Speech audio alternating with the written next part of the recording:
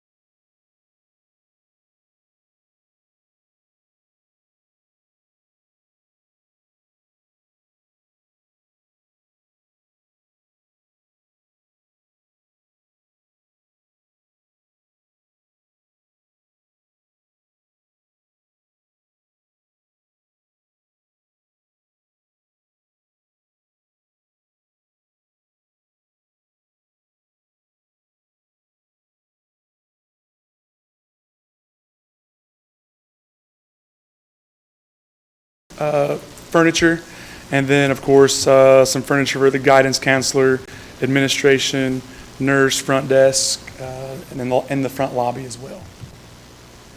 Be more than happy to answer any questions if you have any. Now, this was all bid out, right?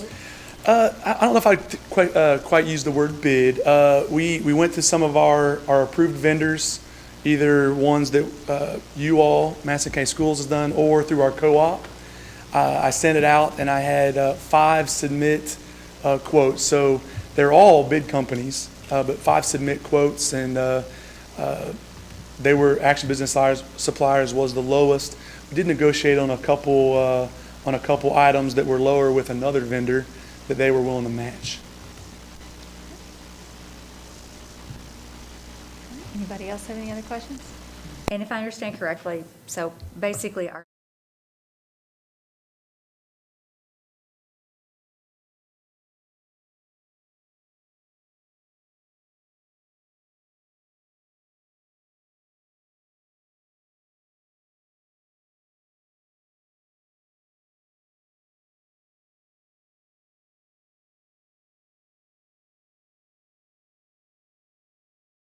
questions?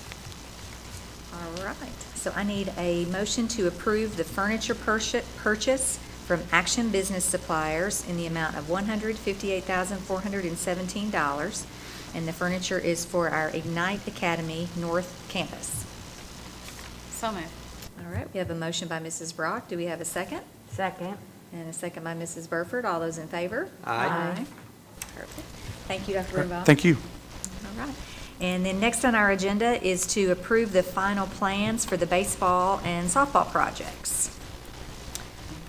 Tony, going to talk to us? Tony is here, yes. He's got, I think he has a PowerPoint to show us. Good evening, everyone.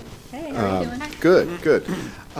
So on this particular project, KDE refers to it as a Tier 4 project, so we don't have to go through the typical schematic design development in those phases. You can go, since it's a smaller, especially athletic project, you can go straight to final plans. We will submit those plans to KDE for their approval as well, and hopes to go out to bid as soon as possible, and of course start construction as soon as possible. So with that, I've prepared a PowerPoint to show you. I swear I'm toggling. Okay, so I'm going to zoom in closer, but this is Madison Central, and the text at the bottom, sorry, is really small. It looked bigger on my screen, but this is Madison Central, baseball to the lower right and softball to the lower left, upper left. And if we scoot to the next screen, we'll, so the blue areas at, so there's, you can see the new dugouts. I got bigger plans of those, but that's the Madison Central baseball field. So you can see that you all have already taken down the existing ones. We'll put new ones in. There's dugouts and storage at each location, first and third base side. The next slide is the softball field, which shows dugout and storage as well. There's not as much room on the third base side, so there's really only dugouts, and that's for the visitors anyway. So, so if we go to the next plan, you will see the first base is on the right side and the third base is on the left side, but you can basically see the dugout is at the bottom of the plans, and there's, you know, some columns there, but Madison County, as we've discussed, is going to come back in and provide the bench along the back and some fencing that will go a few feet out from where you see the columns there, so nice size, bigger dugouts than what you have currently. And if you move up the page, you can see how there's storage units on each one of those facilities. In some cases, on the right side, you can see a big overhead door, so you can drive gators in and out, things of that nature. And on the left side, doors in and out of there, so there'll be baseball storage and access to, that's very close to, on the third base side there, that's very close to the concession stand there at Madison Central. The next slide will show our softball. As you can see, it's just a dugout on the third base side, which for softball there is the away. And on the right side is the home softball. And if you move up the page, you can see there's storage facilities there, there's doors. These are block and brick construction. The dugout will have concrete on top of it. Again, you can see an extra storage facility there with large overhead doors to be able to, you know, drive equipment in and out, large stored items. So that, I guess that's it for Central. Now I have an image of what that looks like later.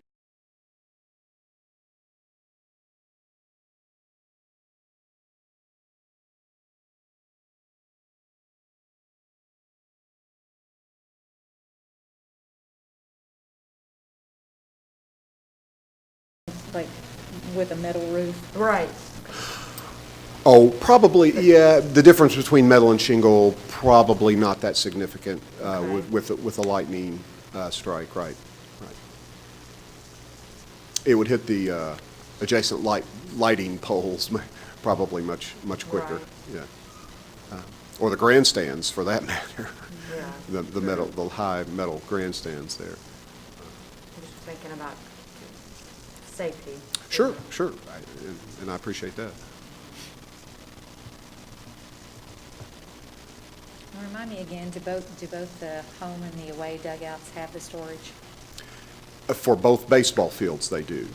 At both the softball fields, we've walked the sites, and both at Central and Southern, it is so tight. There's light poles right there, there's other things right there, or we just completely run out of room to be able to put any significant size structure on those particular dugouts.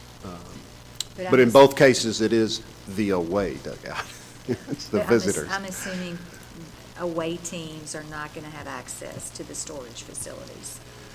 Well, the only person that will have access to the storage facility is whoever's given the keys. So it'll all be locked, and I'm sure the coaches and principals and so forth would have And access that's to it. flat right there, right? Like you don't step down into the dugout. That's right. It's not, a lot of high school and Right. middle school don't have, that's a very nice feature to have, but it's costly.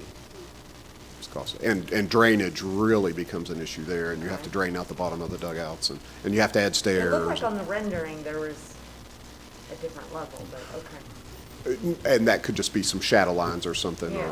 or deficiency in the rendering as well. You talking about the No. previous rendering? Oh, okay.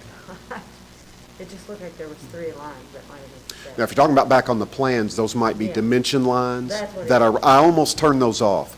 There's so many dimension lines I on thought there. they were steps. Yeah, it gets a little visually cumbersome with all those dimension lines. I almost turned them off.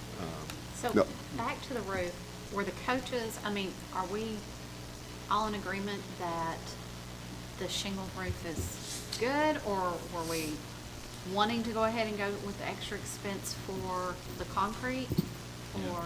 Yeah, I knew we had changed that we had talked about a single slope, because we looked at, originally, we looked at different roof lines, because that's one of the issues you have, is the two buildings. When you look at the storage building, the width of it, and the dugout, the width of it, it's a little wonky sometimes if you don't keep the roof lines the same. So we talked about a single slope roof, and I knew that that single slope roof, then we were going to keep it as a shingled roof. Okay, but I guess we misspoke, I suppose, and miscommunicated there, because I was thinking that the roof over the dugout portion was going to remain concrete. Oh, it is, and I'm sorry if I misspoke. Oh, okay. Yes, Okay, I the didn't dugouts, understand. and All right. maybe I misspoke So there, we I'm are- sorry. Okay, The dugouts are block, brick, and concrete sloped roof. Okay, yes. When you okay. go to the storage buildings, I thought it was Yeah, all it's- shingle. Yeah. No, it's sorry, storage. Okay, yeah. maybe So I that- probably misunderstood yeah, a I question think I there. think there was a little Oh, okay, sorry, miscommunication sorry. there, so that's why. Sorry. Well, there we go. Yes, We're all doing sorry, this. There if we I go. probably misunderstood a question. Yeah, Yeah. and feel that the shingled roof on the other, we've looked at a metal and a shingle. I tell you what, Tony, can we possibly write that in on there? And I'm going to suggest this, it's up to the board, but as an alternate metal, so we can look at a cost. And just so. Absolutely. So you guys know, we've looked at, as we've explored different options, there are different grades of metal roof. And if you get one that really looks sharp, it's quite a bit, comparing it to a shingle roof, it's more expensive. I mean, it's pretty, typically it's usually a pretty good grade, upgrade in terms of cost. We can do a metal roof that is not as nice, and the price on it and compared with shingle is typically about the same, but it doesn't look as sharp as some of the metal roofs that really look good. So I think having an alternate bid on that would be great. I think, as far as I'm concerned, I want to see durability and long lasting. Yeah. And we've had many issues over the years with water damage to the dugouts and that. And let's put our money to good use and do what's the most durable that we're not going to have to turn around and replace. Because at that Especially point if you lose baseball's hit 'em. at that point you lose your cost savings. Yeah. So let's do Okay, an alternate sure. bid. I think that'd Sure. be great. Glad to do it.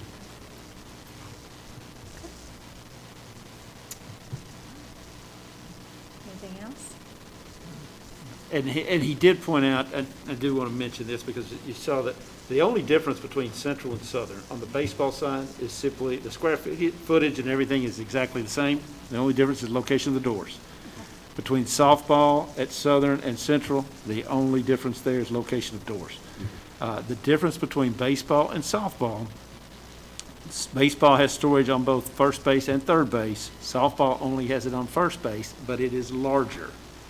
And the reason we didn't put it first and third is because at both Madison Central and Madison Southern, down the third base line, there are some issues with extending that dugout and putting a building there.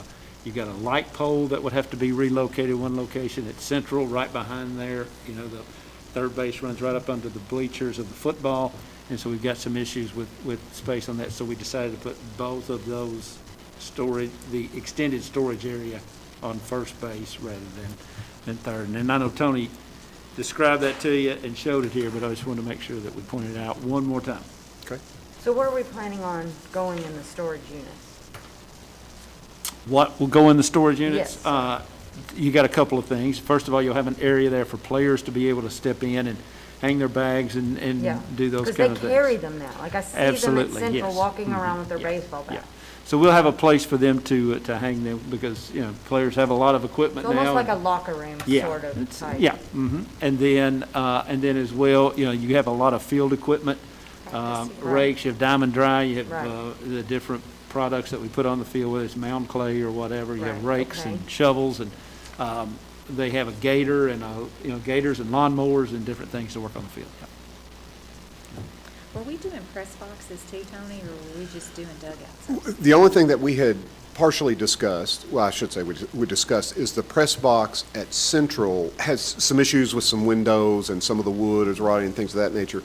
I had a discussion with Dr. Gillum that I thought we could probably save the board money and let's just get some repairmen that Madison County gets in there and I stand there and point to them and kind of tell them what to do instead of doing plans and bidding it under a GC contract. I feel like they might throw money at the press box.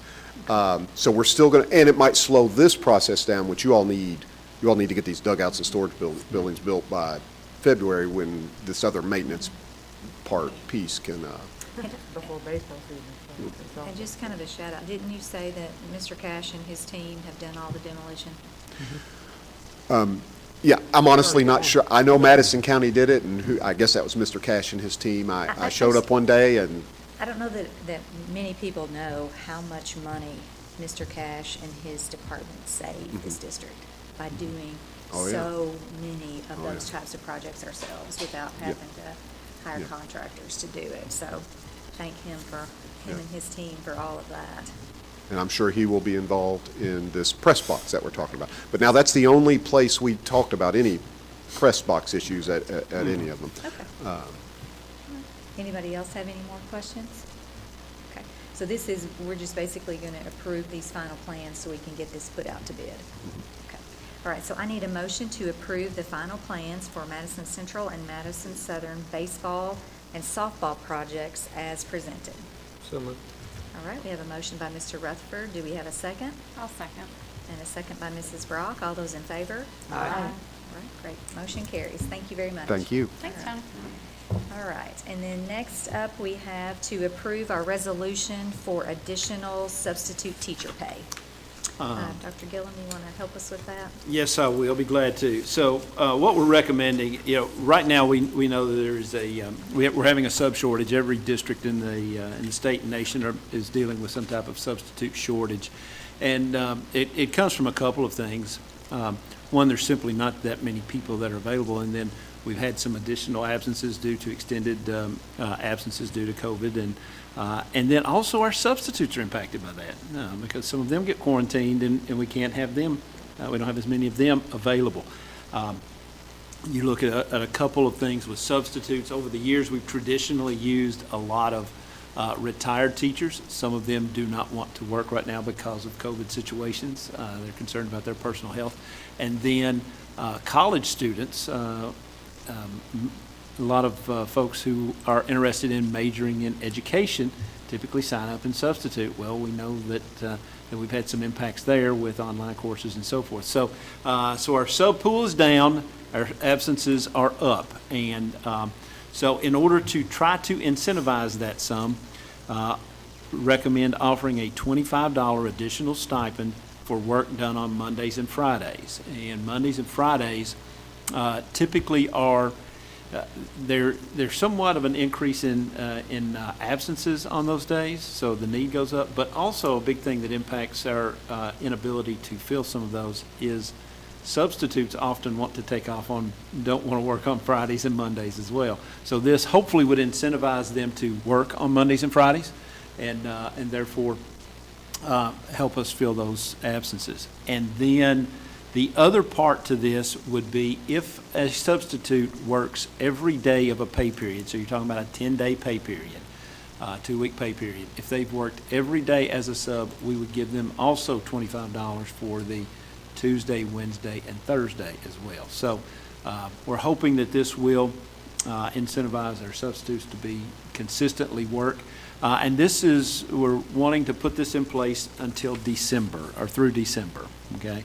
So we're expecting a short period of time here. We're able to incentivize that, cover our pieces. You all, I think you remember at the regular first meeting in September there, I mentioned some of those issues with sub-coverage and what some of our teachers and paraeducators and bus drivers and everyone else was doing. So hopefully this would help us get through this rough spot.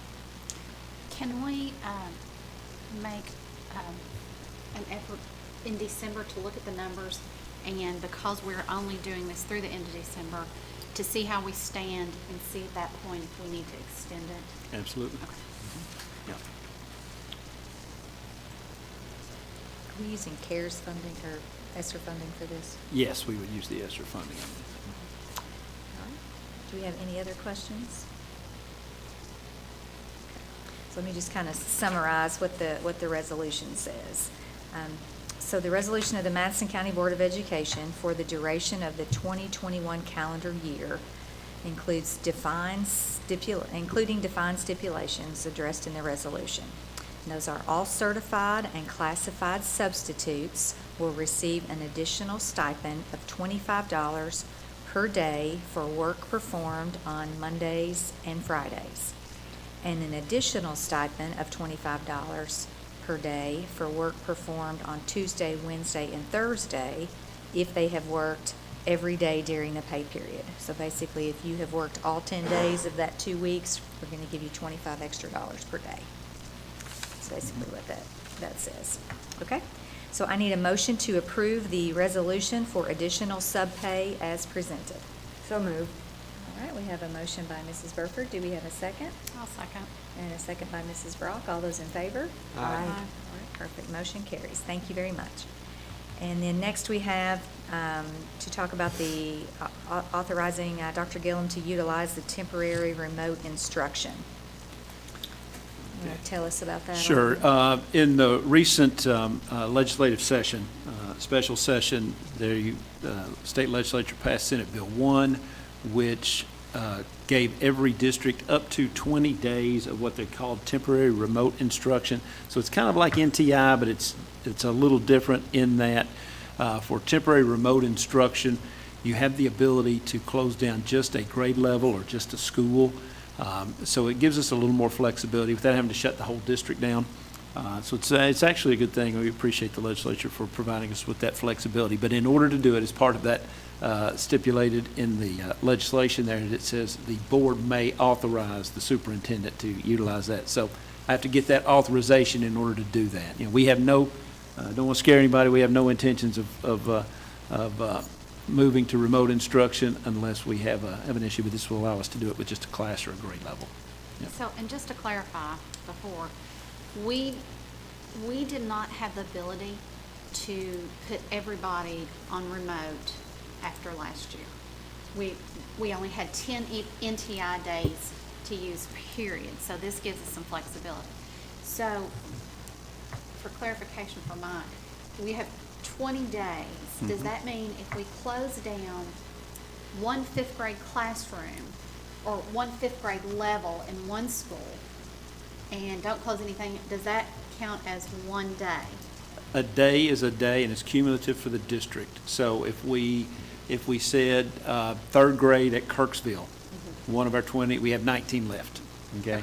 If we said we're going to shut down the next day, we said we're going to close down Waco Elementary and Madison Southern High School, that's one day. Yes. So we now have 18 days left. Yes. Okay. So you can only basically call remote instruction regardless of how you decide to use that 20 times. 20 times, correct. Across the district. Yes. Okay. Yeah. And if we were to shut down every school, then it would be counted as an NTI day, not a temporary remote instruction, and it would count against one of our 10 NTIs. And we only have 10. Oh, Yeah. that's fine. That's Yes. interesting. I didn't know that part. Yeah. Okay. Yeah, it's only for a grade level or a school closure or multiple school closures, but not an entire district. Just a partial. Yeah. All right, do we have any other questions regarding that? All right, could I have a motion to authorize Superintendent Gillum to utilize the temporary remote instruction as enacted by the Kentucky General Assembly and Senate Bill 1 during the 2021 special session?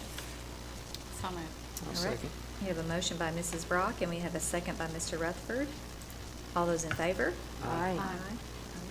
Motion carries. All right, and then next on the agenda is participation in the KDE incentive for the vaccination program.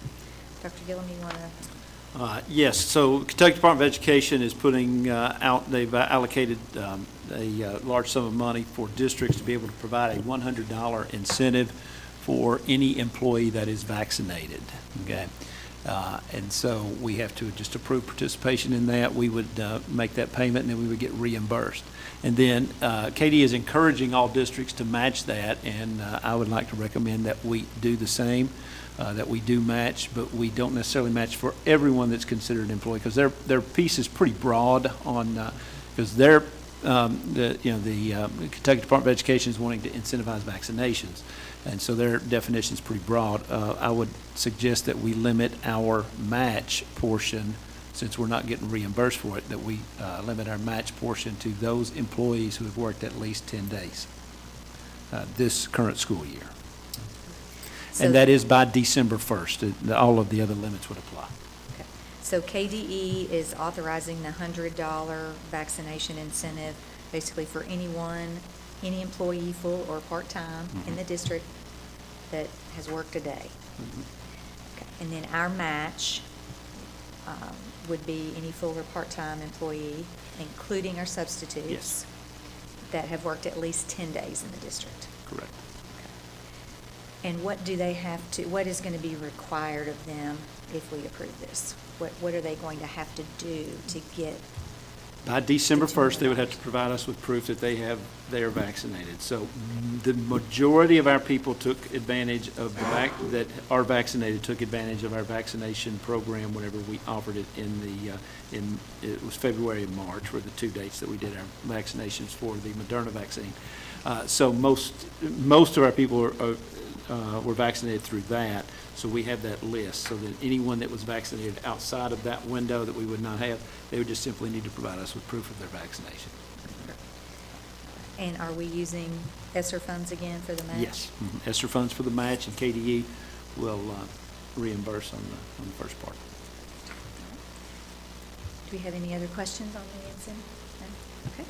So could I get a motion to approve participation in the Kentucky Department of Education incentive for vaccination and agree to match that incentive to all of our full and part-time employees who have worked at least 10 days this school year prior to December 1 and who are fully vaccinated on or before December 1st of 2021? So moved. All right, we have a motion by Mr. Rutherford. Do we have a second? I'll second. And a second by Mrs. Burford. All those in favor? Aye. All right, thank you all. And next, we need to approve the first reading of our revised policy 9.14. Do you want to? I'd be glad to address that. So policy 9.14 there is regarding our student directory information. And directory information, we have information on all of our students, of course, and names, addresses, phone numbers, et cetera. And so we have to, by policy, determine what we consider to be directory information, and that way when we get requests from outside groups, and when I say outside groups, we're talking about people who, like our yearbook producers, and sometimes with elementaries, like the school-wide fundraisers, they need to be able to contact all of the parents or the students. And then newspapers, like when they do the graduation pieces at for the, just prior to graduation, putting all the senior pictures and everything in the newspaper, as well as sports teams and athletic teams, the rosters, and then also potentially honor rolls and some different things, clubs and organizations. So we have to, we get those requests for those lists. What we release then is what we call directory information. And over the years, it's become, there's lots of pieces of information. We continue to collect more and more information on folks. And our directory policy had included some things that, there were some things that we've added to it over the years, and some things that we haven't taken away. For example, phone number.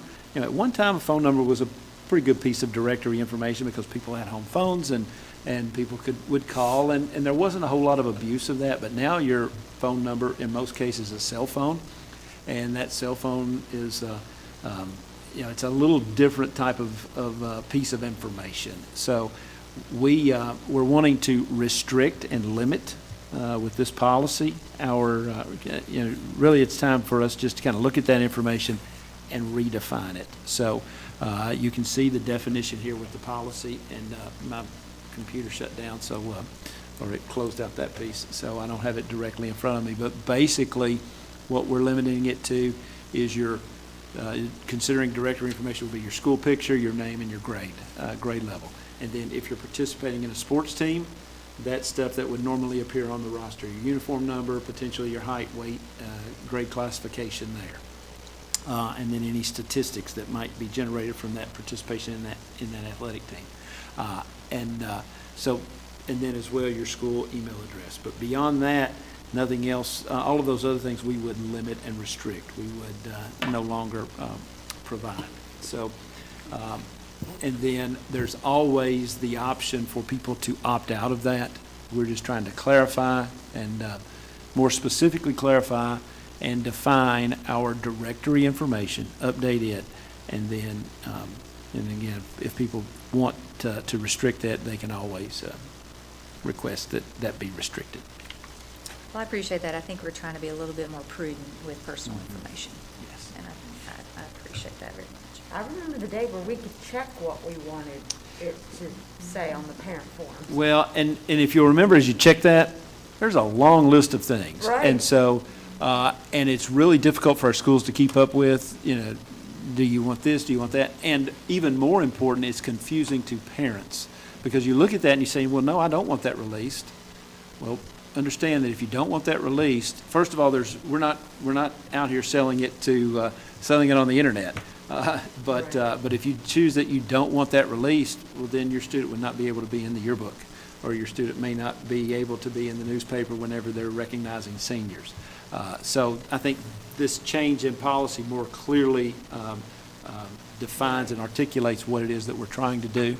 And then subsequently, this has to have two readings. So this is the first reading. The second reading we'll get next month. And then along with the second reading, we will also do the procedural piece, which is that form. So we'll have some updates to that form that will more clearly, again, convey what we're doing with the policy. The entire piece around the policy is to more limit the information that goes out there, and then also streamline that process for our schools. Right. All right, do we have any other questions? Okay, could I get a motion to approve the first reading of the revised policy 9.14? So moved. All right, we have a motion by Mrs. Brock. Do we have a second? Second. All right, we have a second by Mrs. Burford. All those in favor? Aye. All right, thank you very much. And then next we have to approve the purchase of our audiovisual package for our Clarkmore Middle School project. All right, so with this, and we have Mr. Burnett here that can answer any specifics about it, but just to make sure everybody kind of is clear on what we have here. So we put together our renovation plans and for Clarkmore's Middle School and put that out to bid. All of the items you see here were included in that piece. And then as we started going, if you'll think back, I'll just kind of walk you through kind of what happened with this. As you think back to when we put that out to bid, that's when we started experiencing the semiconductor shortage. And, general contractors are just that. They're general contractors. They build buildings, and they put in AV equipment, but they have subcontractors to do that.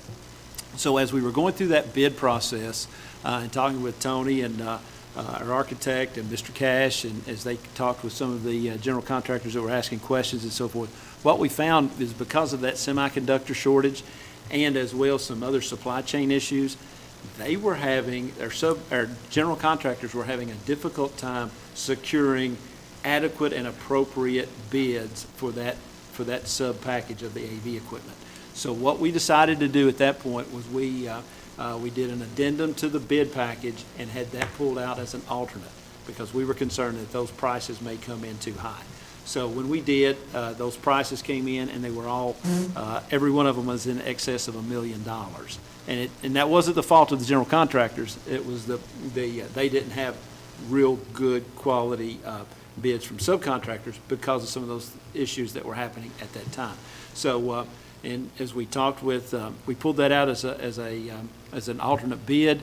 And when they all came in, what we felt was high, we rejected that and asked Ben and his technology staff to really get in, work with some folks, and get us the best price that they could find on that same stuff that we approved so this is not an additional purchase, it's something we committed to, we decided we wanted to purchase whenever we did the initial renovation plans.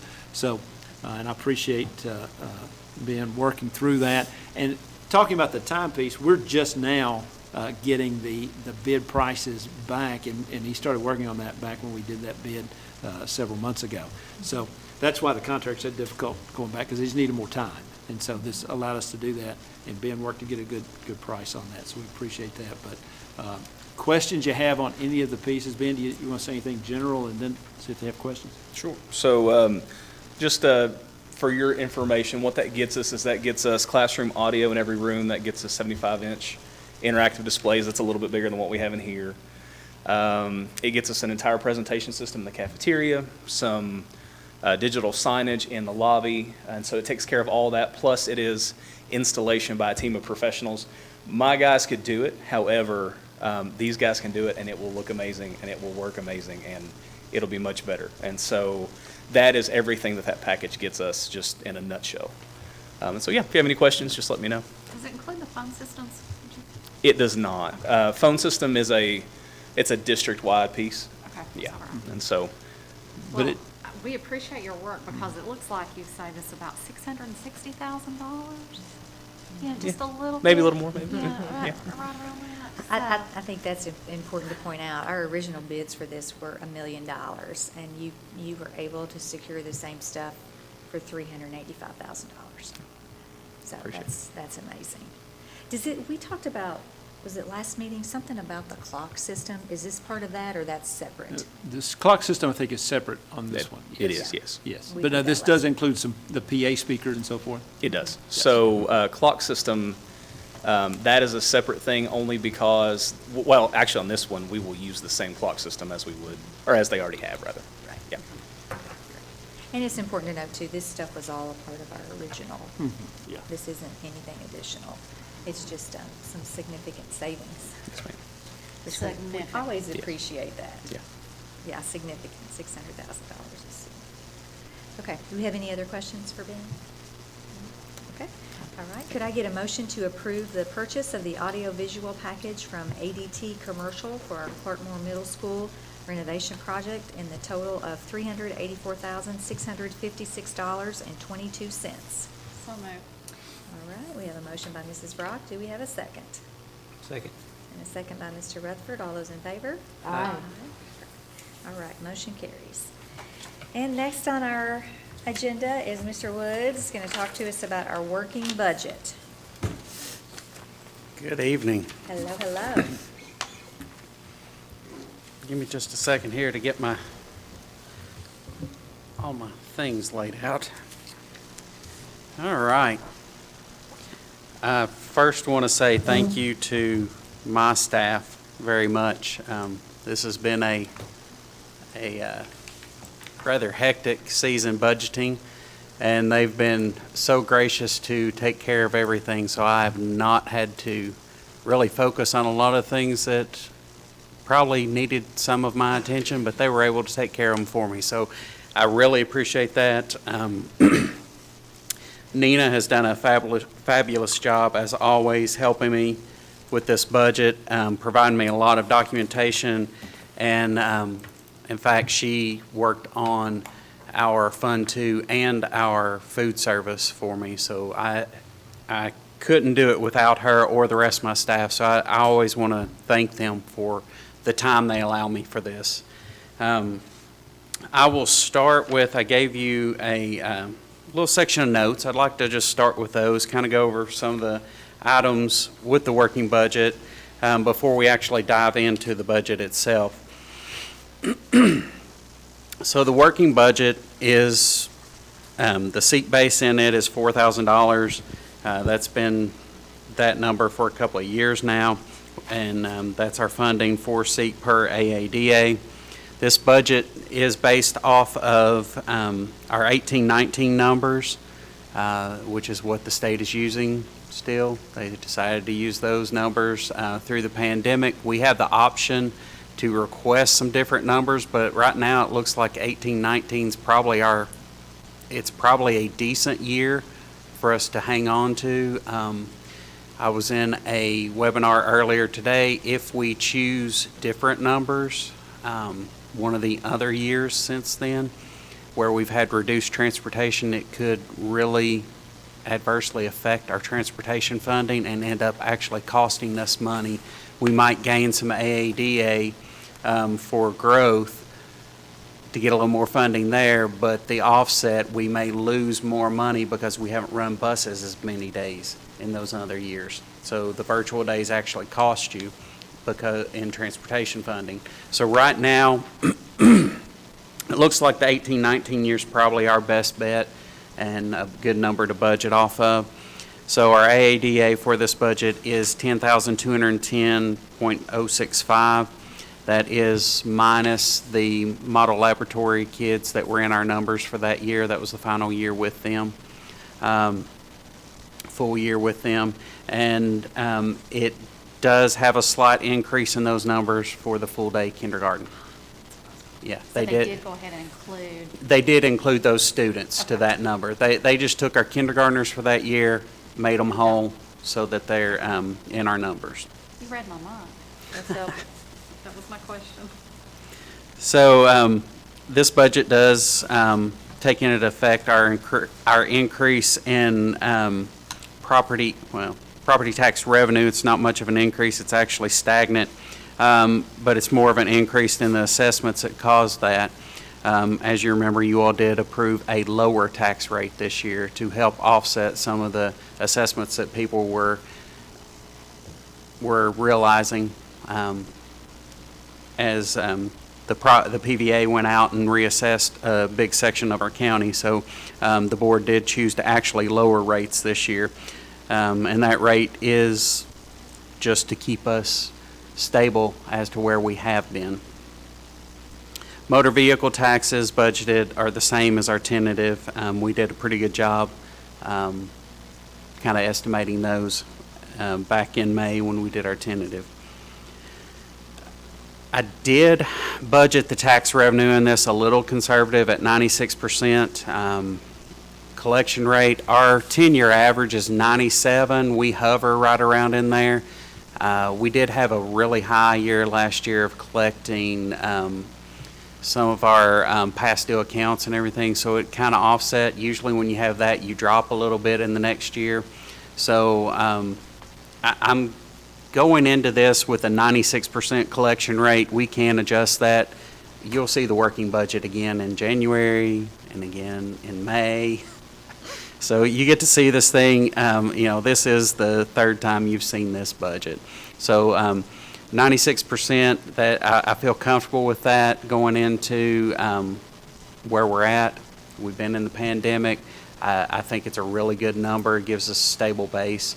If we need to adjust it, we will adjust it in January. I would prefer you be conservative than overreaching. I like to plan for worst-case scenarios. I think it's better for everybody. Mm-hmm. So that's what I've tried to do here. Utility taxes, I did not change them from the tentative. They are kind of based off of historical figures, but right now we just don't know where that's going to trend because a lot of that depends on usage throughout the year. So we'll have a better feel for that when we do this budget in January. I feel really good with the number we have, as it's probably the least we will collect, but we could potentially collect a little bit more there. On the expenditure side, the budget does take into account the pay raises that we did and the step and rank changes that anybody may have had for the year. It does have the 12% increase in the CERS, which is our classified individuals. It is their retirement system. The state increased that rate, actually the pension authority increased that rate 12% to 26.95%. So that is a pretty stiff adjustment. It does, usually in our budget, that's about $500,000 is about how that hits us.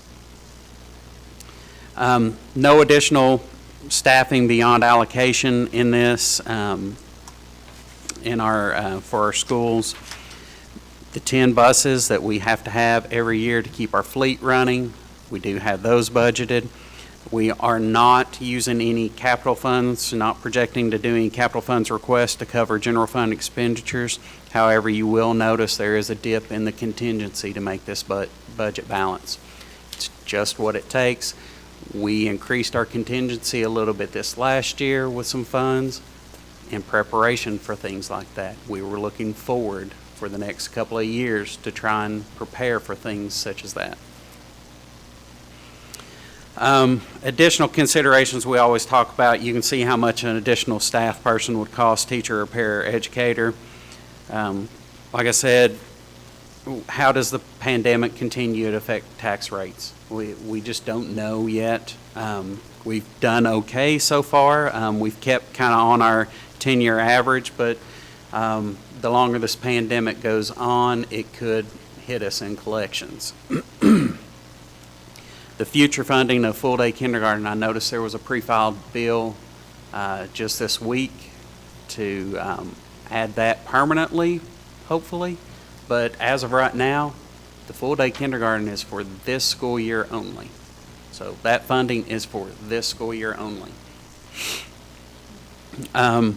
Risk management, you know, we constantly look at that and find ways that we can lower our risk and keep our insurance costs low.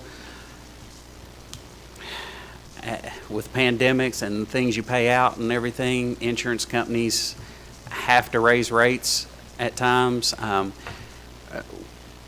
We've got people that do a fabulous job of lowering our rates because we do wonderful training. We go out to any areas.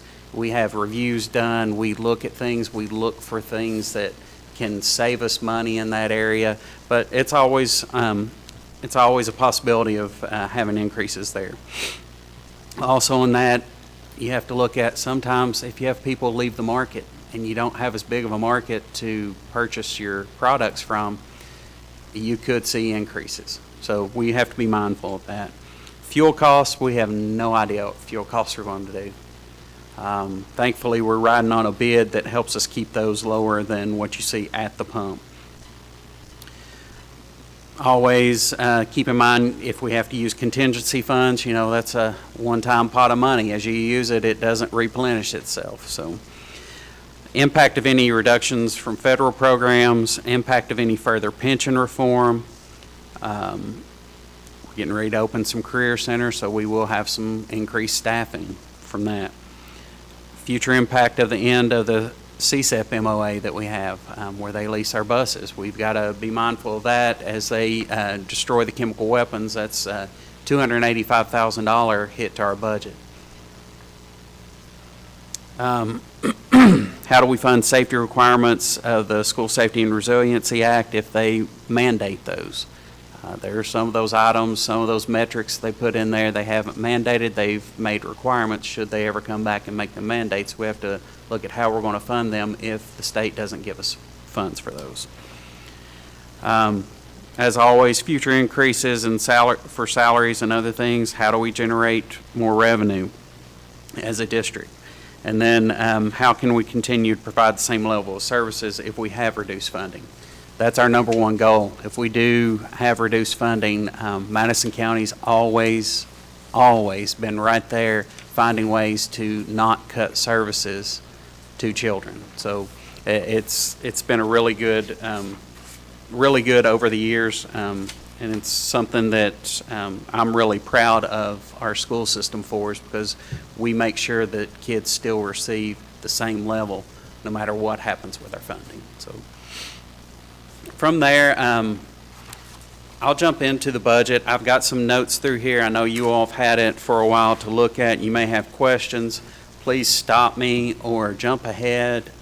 Feel free to do that. Kind of follow along with me here.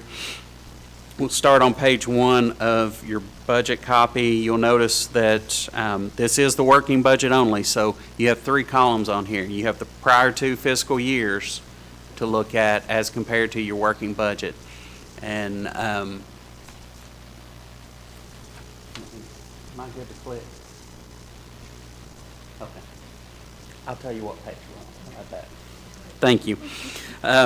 So you'll notice there, we are starting with our full contingency there in the beginning balance at the top of page 1. That's one of the notes there for you.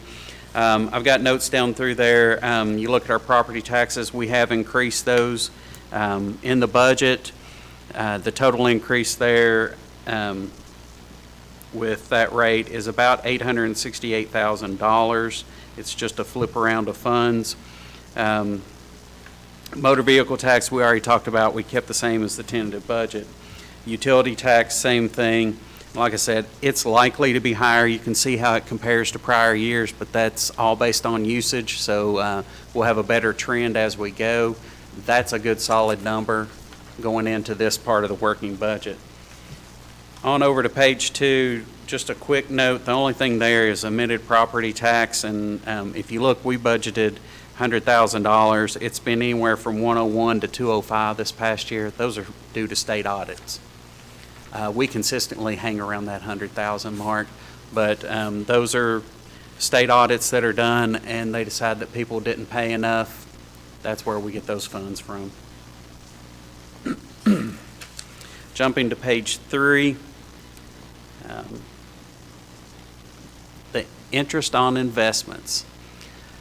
I've reduced this $35,000 as compared to our tentative budget. The rates just, we were hopeful they would start to climb a little bit and we'd have better earnings, but the forecasts are not good on that. So we're reducing the budget down there to $15,000. If you look 2 years ago at where we were, I mean, we're almost at $500,000. Due to some legislation, it really hindered what we could, the CDs we could purchase. So you can see between that and the market how far we've fallen. We've fallen from $480,000 to we're projecting earning $15,000. That's a big hit in a budget when you go year to year. So moving on, page 4. This is where we talk about the SEEK program. I've already told you the AADA is 10,210 students, no growth projected. Our increase in assessments, we talked about this when we were having our tax hearing. Dr. Gillum gave you a presentation on this. The number here is versus tentative. We had already projected some of the decrease going into our tentative budget. Our SEEK is $910,155 lower in this budget as compared to our tentative budget. And that is due to our increased assessments and the way it hits you in the SEEK formula, and now the burden is shifted over to the district to cover that. So just the SEEK formula itself, there's our reduced funding. So if I read this correctly, the increase in the property assessments actually cost us in net income, because we got $868,000 additional for the tax increases, but we got $910,000 less from the state. Yes. Okay.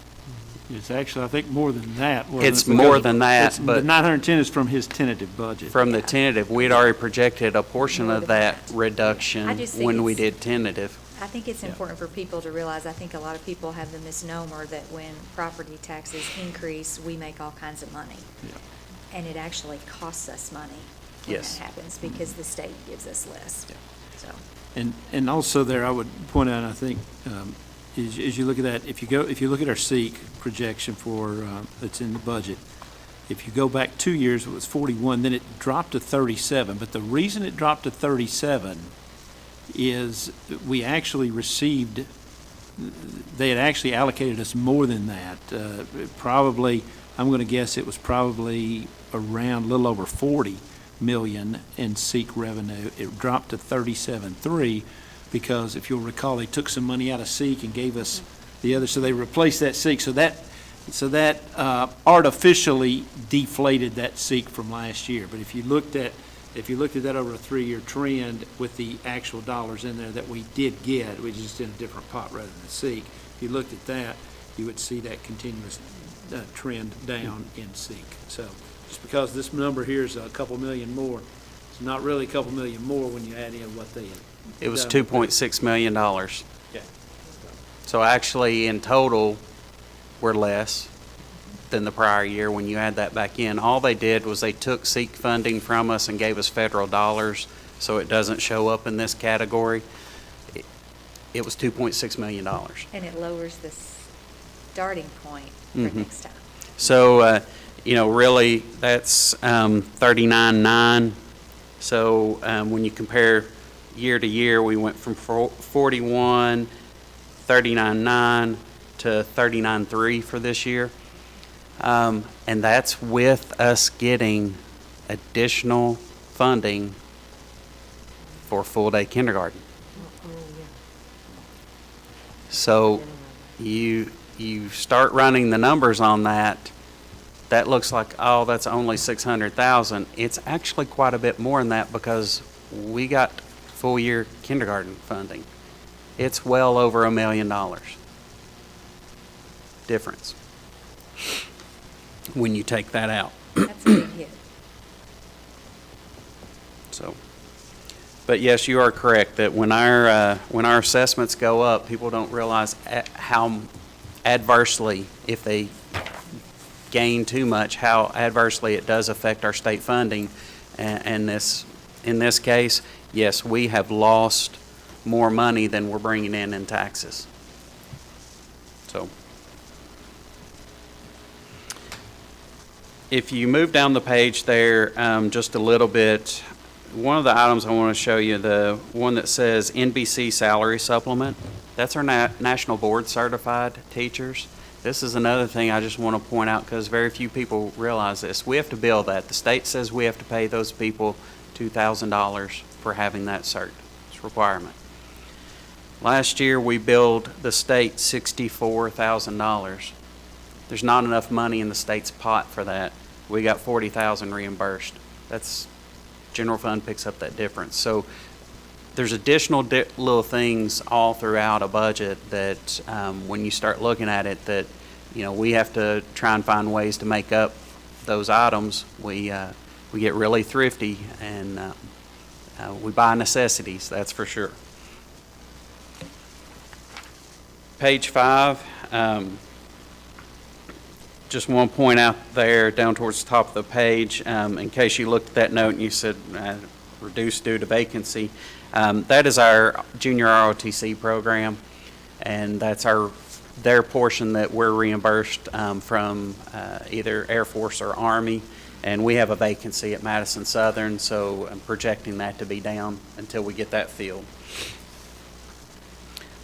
On page 6, you notice there you have the Csep Bus Rental.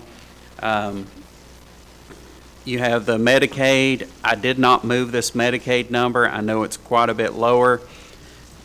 That number is all dependent on our monthly billing. It's dependent on a state average at what they reimburse us at. And then our big portion comes when we do our annual reconciliation.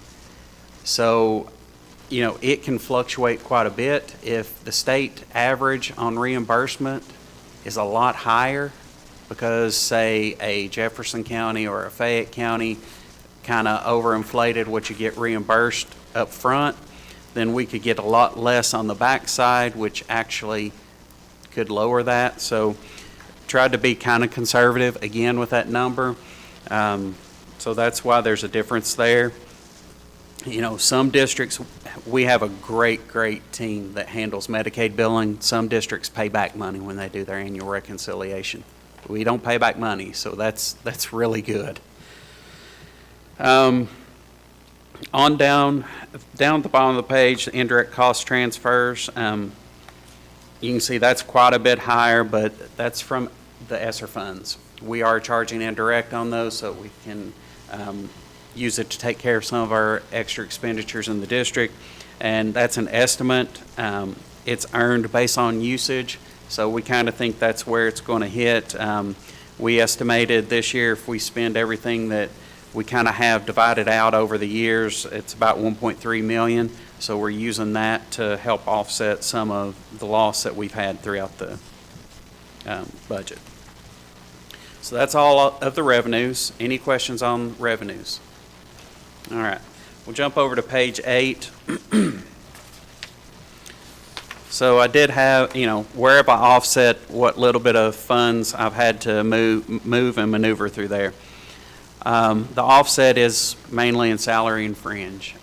Went through, Nina helped me pull this. We pulled some really nice tables out of Excel, out of our database in Munis. We went through and looked at what every person we had budgeted under every expense code. I sat down and I went through every school and every department, every individual, and made sure they're accounted for and that we have their salary correct. We then transferred that into what do we need in the budget. So it's a tedious process. I've tried tried to think of different ways to do it.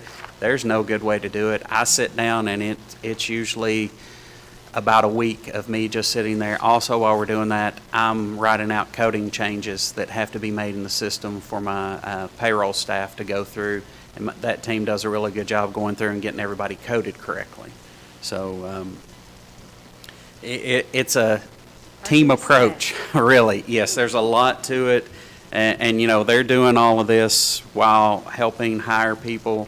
They have to meet with everybody we hire and talk to them as well, and they're also entering and doing payrolls in the midst of all this. So they have a pretty big job helping me get through this. So we got that imported in. That was about a $1.4 million change throughout this budget. Just to tell you, that is the main change throughout the budget, is getting the salary and fringe all shored up after our pay raises and accounting for the 12% increase in retirement. On page 9 there, I had a note. You can see where we charge the general liability, work comp, dental, and unemployment. We charge them for budget. We budget in one place for the entire district. It's charged by whatever department they're in as we charge it out. But that's the main place we just put the budget dollars. We did increase that $150,000 as compared to the tentative budget. Kind of skip over to page 11. Page 11 there, just so you can see, I made a note for you that we do have the 10 buses in this budget. It is a little high because we do still have some outstanding POs. Those buses usually don't come in until December, January. That has to be carried over, and it shows as an expenditure in the current year. So anytime we have a PO that's outstanding at June 30th, that amount gets added to our next year budget because that's where it gets spent. Plus the cost of those are increasing. Yes. Page 13, you'll see there down towards the bottom of the page, I've got the note, that's your CATS match. That's fund transfers out of general fund and to your middle schools and high schools for extracurricular expenses to help offset some of those at the middle school and high school level. And then right there you can see your contingency. I am budgeting a $378,000 reduction to the contingency. It makes the budget balance. We put that contingency together in anticipation of this because there were just so many unknowns going into the school year. I don't like dipping into our contingency. If there's any way possible, it's not that that's a dead certain number. If there's any way possible, I'll find a way for us not to dip into that. But right now, going through this budget, that's where we're at.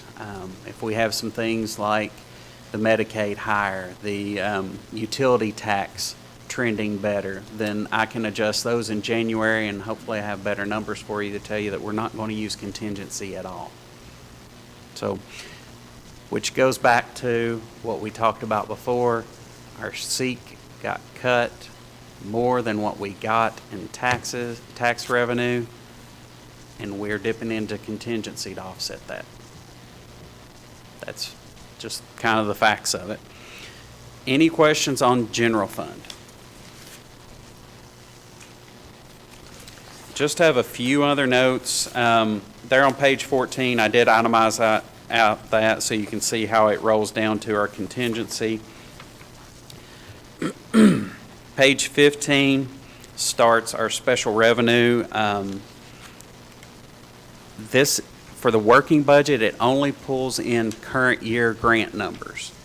So we'll actually have a lot more expenditures than that, but the budget report itself and what gets reported to KDE, it's the way they've set up their formulas in the background. It only pulls in current budget numbers. So, I'm sorry, current project numbers. So a project, these are all multi-year, like your title funds. You can spend title over 2 school years. So last year's title project was 310G. Well, because G was last year's, even though we have funds that need to be budgeted and spent still, will not pull in. So just wanted to make that note that it's only, and we skipped letter H. They forgot their alphabet, so we're on letter I for this year. I don't know why, but just so if you look at that as we go along and we do different reports and you're like, wait, that's way lower when I look at Fund 2, especially if you look at our monthly report, it'll look a lot lower because it's not counting anything that's carried forward. Jump through here. I just have one note that I want to point out, and it's on page 19 just because it looks a little odd. So on page 19, you'll see up there towards the top of the page, and 0800, if you look, we have a pretty sizable negative number right there. This is just an accounting entry only. Remember I said it only pulls in current project numbers? Our ESSER funds have the letter G in them. Well, when you're trying to budget indirect in a annual fund, general fund, and your indirect that you're getting is coming from a multi-year fund and it won't pull into this budget, you have to do a creative accounting, which is you post a positive and a negative, which nets to 0. So the net is 0, but you do have a negative that shows on there because they're actually in 2 different expense categories. Fund transfers, which is where indirect goes, is a 0900. We used a miscellaneous expense to do the other side of it to make it net to 0. I did want to point that out because I don't want you to think I'm doing anything funny in our financials, but that's just to get to outwit what's going on behind the scenes with budgeting between multi-year and annual funds. So moving along through the rest of the budget, page 23 starts our district activity funds. The budget's just kind of an estimate. These are funds that the schools transfer from their accounts to us. We have no idea from year to year. You have a guess of what they might do, but it could change. So it depends on how much fundraising they do and other things. So we're required to budget, but it's not an actual. Usually what we do is look at the prior year and kind of match them up. So Just want to make a note here that Sure. for people watching that these numbers are what the schools have raised in the fundraisers, but you and your department have to manage those funds for them to keep account of the dollars. So there's a portion of it that they do sweep over. The individual funds that, say, a baseball team or a soccer team has, they're accounted for differently. These would be more like your school-wide fundraiser. So if a school, Spirit cards. Spirit cards, or some of them, in order to support the athletics, they sell the advertising around their fields.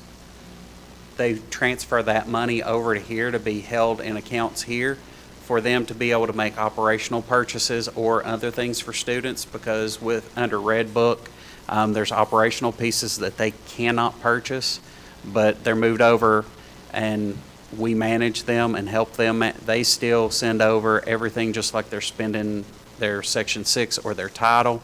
They go through our process. It's just we house the funds for them. And in fact, the next fund you're going to see in here, starting on page 26, is their funds that they have at their school level. So beginning with last year, GASB 84 took effect, which was a governmental accounting standard. And it said that we had to put all of their information, all the school level stuff, now has to be part of our annual financials and our financial report. So all of your clubs, your programs that have accounts inside of the school, this is their accounts.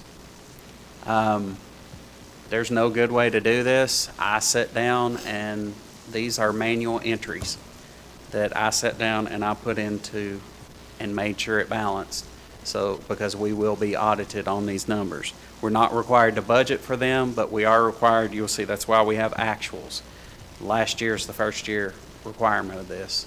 So I sit down and I go through every single transaction that they do on a school level, make sure it's properly coded so that I can pull the information, create a journal entry, and put into Munis.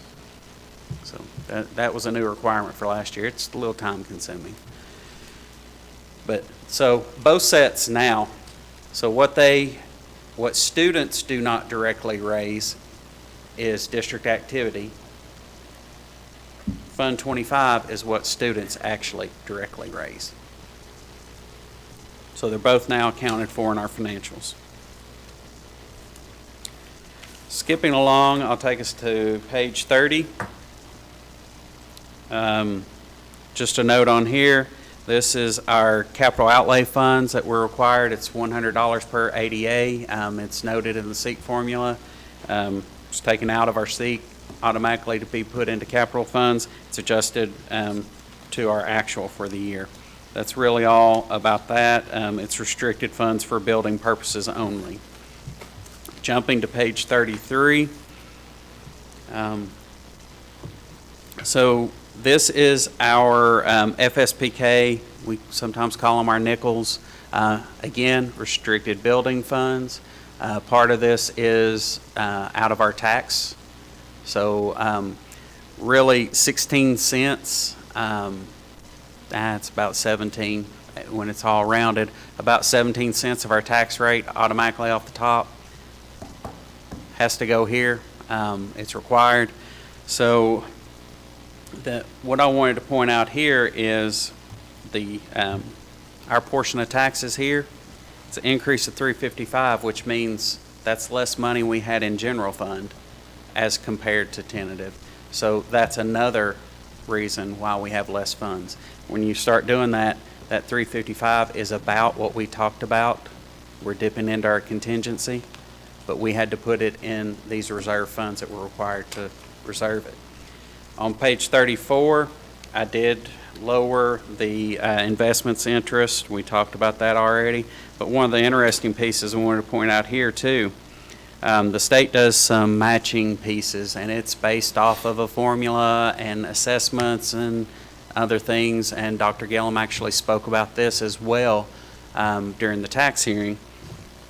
If you look right there, restricted state revenue, from our tentative budget to this budget, it's a reduction of $267,000 of what the state's given us for building funds. Again, reduction due to assessment increase. So it hits you in multiple places. Jumping over page 36.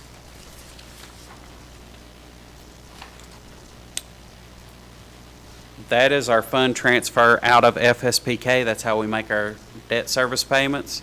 It is higher than the tentative, and the increase is because we had some new bonds that we sold in this last year. So we sold those after we did our tentative, have to put those payments in. So that's the transfer of the funds over to Fund 400 where we actually pay those.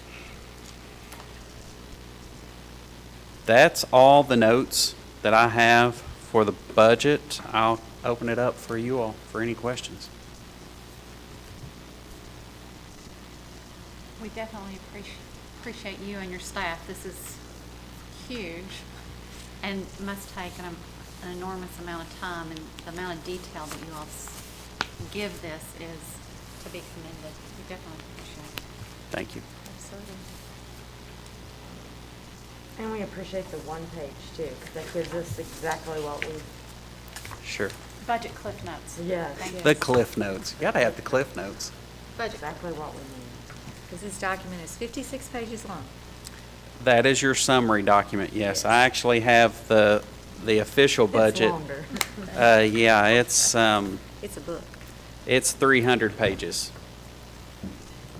Well, I'll echo Mrs. Brock. We really appreciate all the work, and I know a lot of this, and especially some of those new requirements, is just a tedious task. And we always appreciate the conservative approach. Anybody else have anything? All right. Thank you so very much. Thank you. Appreciate it. Okay, so I guess we need a motion to approve our 2021-2022 working budget as presented by Mr. Woods. So moved. All right, we have a motion by Mrs. Burford. Do we have a second? I'll second. And a second by Mrs. Brock. All those in favor? Aye. All right, motion carries. All right, next would be comments from the board. I'll just say really quickly, I want to wish good luck and to our Madison Southern Eagles. They've got homecoming coming up tomorrow, and I apologize, none of us were were able to be at your parade tonight, so we hope you guys enjoyed that. We had to be here at our meeting, so good luck to you guys tomorrow. And then next week, we have Madison Central with their homecoming on next Friday. So good luck to our high school teams coming up here.